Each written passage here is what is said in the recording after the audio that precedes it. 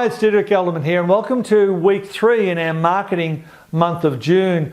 Now, before we get started on today's video, which is all about painlessly collecting email addresses from clients, just back to last week's video, there's a heck of a lot we did in that bonding the client video. When I went through it, I thought I was really putting it out there nice and crisply and easily, but I've had a little bit of feedback that there was a little bit of overwhelm happening and people didn't understand some of the stuff. If you're one of those people, please hit reply on this email, put your name and phone number in it, and I'll get back to you and we can set up a time to talk, and I'm only too happy to spend some time.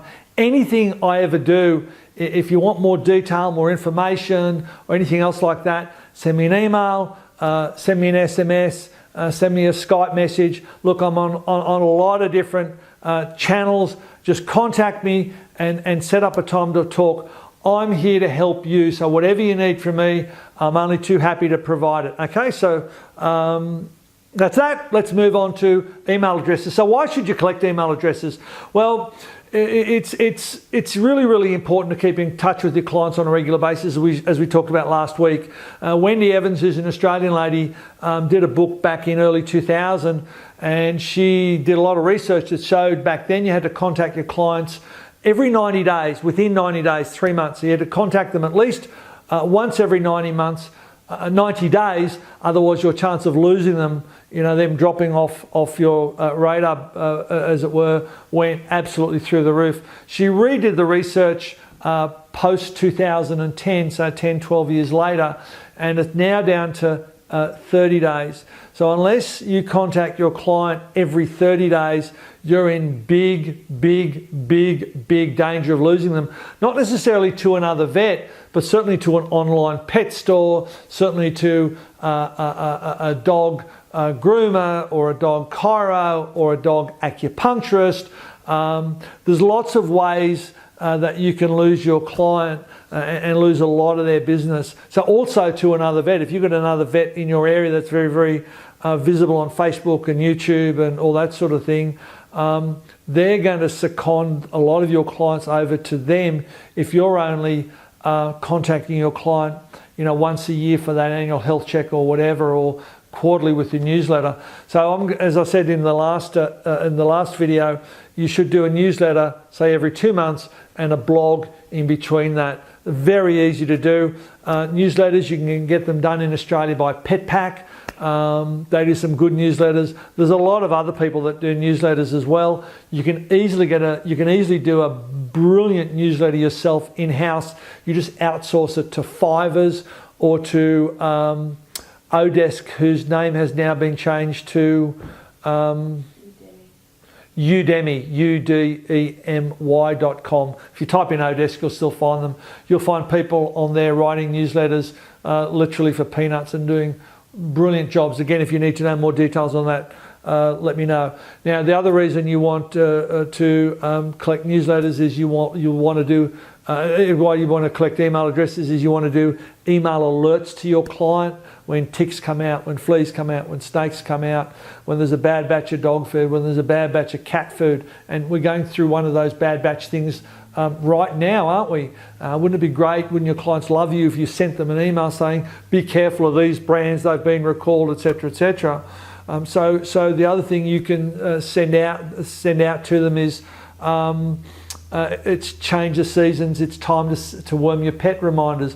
Let your mind go rampant. You'll find lots of reasons to email your clients. So you need to collect your email addresses, sending vaccination recall reminders by email. Obviously, there's lots of different things. So the first thing is to decide that you are going to collect the email address of the client. As a practice, you've sat down, you've decided that you're going to do it. And that doesn't often happen. What normally happens is the boss says, hey, you at reception, you have to start collecting email addresses. And the nurses think, what marketing is he going to do now? What's he going to shove down their throat? What's he going to try and sell them, or she going to try and sell them? So you need to sit down with your team and explain to them that collecting your client's email address is for the benefit of the client. They're going to get contemporaneous stuff. You're not going to spam them with free dental offers and half price food offers and all this sort of stuff. You're going to send them regular, great information that's going to be beneficial to them and their pet. You're not going to spam them and chase them for stuff. So once your receptionist and your nurses and your vets and everyone understands that, then that's step one. The second step is most nurses and receptionists will say, Lucy, can I get your email address, please? Or I need your email address. And the client, Lucy, says, why? What do you need it for? And the nurse will say, oh, I need to put on our database, or the boss told me I've got to get it, or something like that. And Lucy's thinking, oh, gee, what are they up to? I'm going to be spammed by something. No, I don't want to give it to you. So this phrasing is very different. Hey, Lucy, we send out a fantastic, informative client newsletter once a month, once every 2 months. And in the month in between, Dr. Bob does his blog. It's really funny. There's lots of he shares lots of stuff from insights into the practice and some client stuff as well. I know you're going to love the newsletter. It's so informative. And like I said, Dr. Bob's stuff is really funny. You're going to love that as well. In fact, it's so good you probably want to share it with your friends. So to get it, to make sure that I'm getting it to the right email address, can I just check your email address?